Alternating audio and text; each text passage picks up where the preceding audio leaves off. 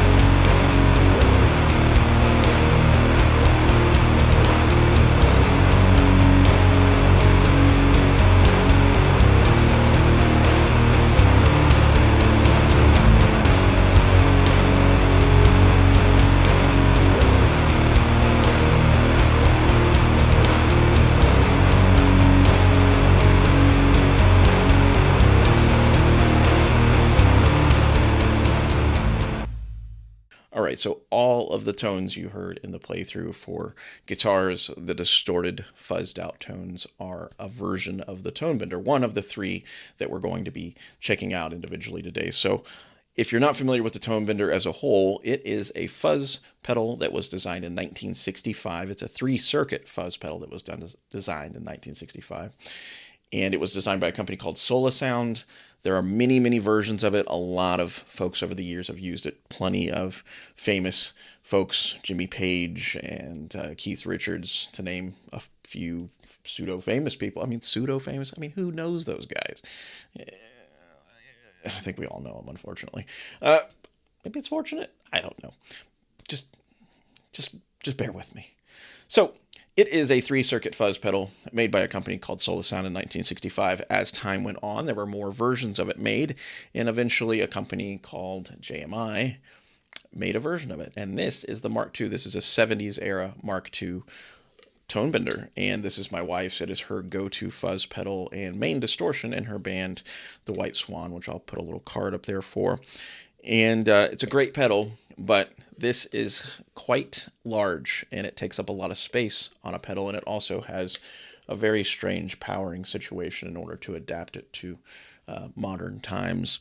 So I had a buddy of mine, Jeff Newell, who is a luthier and amp builder and pedal builder. He's just an all-around great dude. He built me this clone of the tone bender in a much smaller package. As you can see, it's quite a bit different in size.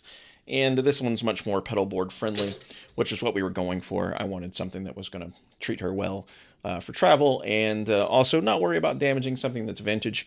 But this one has a bass and roll in, roll off, which adds a little bit more tonal quality and character to it and gives you a little more flexibility tone-wise. So we have that. And then lastly, we have the Line 6 HX Stomp version of it, which is from the Legacy series, which is stuff that's dating back to the very first pod. And this is the jumbo fuzz you'll be hearing.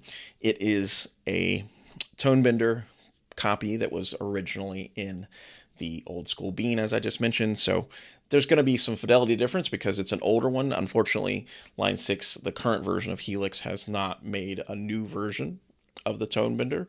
But let's go ahead and hear them isolated, and then we will come back for a little discussion at the end about each of them, and then we'll wrap the video up.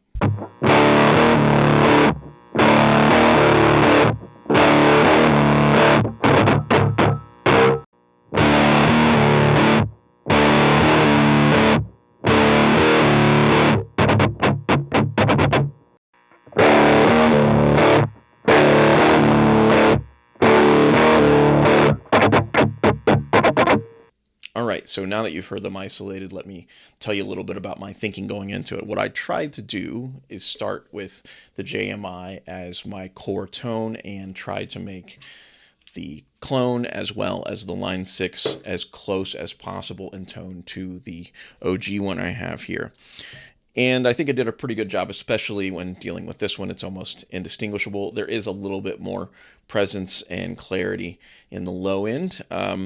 And I think that may just be due to this having that circuit in it and maybe being newer parts and just all around a bit more of a modern construction. I may be completely full of shit here, and that's perfectly fine. Feel free to let me know how full of shit I am in the comments. But if you don't think I'm full of shit, also let me know that in the comments. I like to know that I'm not completely full of it. I like to know it. I need to know it from you. I need your approval. Not really. Anyhow, so that's the three of them. I think that the line 6 one is clearly the weak link in the group. It's still a usable tone. I'm not going to naysay it entirely because I'm sure there's someone out there that loves it and maybe someone that preferred it over the others. It's not a tone everyone likes anyhow. Clearly, it's a very muddy, thick fuzz, and some people like that, some people don't. I find it to be pretty cool. Not something you can use on everything, but definitely something that adds a nice texture and layer to things. And that's kind of the idea, for me at least, with pedals, is what can I do to, add some color and character to my guitar sound. So I guess in closing, all three of them are pretty cool. Clearly, the two real pedals sound arguably better, which is probably subjective. And the line 6 is meh, but it is also, over, close to 20 years old. I mean, it's from the original pod that's just been kind of moved through all the legacy stuff. So I'm sure if they made a new version of it, it would sound incredible and would be indistinguishable as most of the modern stuff. Even if you're comparing an actual tube screamer to the Helix tube screamer, they're indistinguishable from one another. So I think, personally, that should they upgrade it, you won't be able to tell the difference, and that's going to be pretty sweet should they ever do that. But if not, at least you know what these three pedals sound like, and if you are interested in them, of course, go on Reverb and so on and so forth. If you're interested in getting one of the Jiggy Benders or a version of it that is like this, hit me up and I can get you in touch with Mr. Newell, and he'll make one. Now, it will not feature the cat or the words Jiggy Bender on it because this was a one-off. I paid someone to laser etch, but the circuit itself will be the same and probably in a more plain case. But if it's something you're interested in, I can get you in touch with Jeff and he will make you one. So yeah, that's the video. If you liked it, please hit that like button, smash it, beat it to death. And if you haven't subscribed already and you enjoy what you're seeing here, please go ahead and hit that subscribe button. Make sure you also click the bell so that you get notifications every time I do something here on YouTube, which seems like it might be creepy, but trust me, it's more creepy for me than it is for you. And it also lets you know that videos go up. You know all this stuff. You've seen a lot of videos on YouTube, right? So I guess in closing, thank you so much for watching. Thank you for bearing with my weirdness and the different camber angle I'm going with. I'm just feeling things out, so I appreciate your patience. Just trying to find my path here and find my own voice within the cloudy world that is YouTube. So thanks so much, and can't wait to do another video probably in a couple days.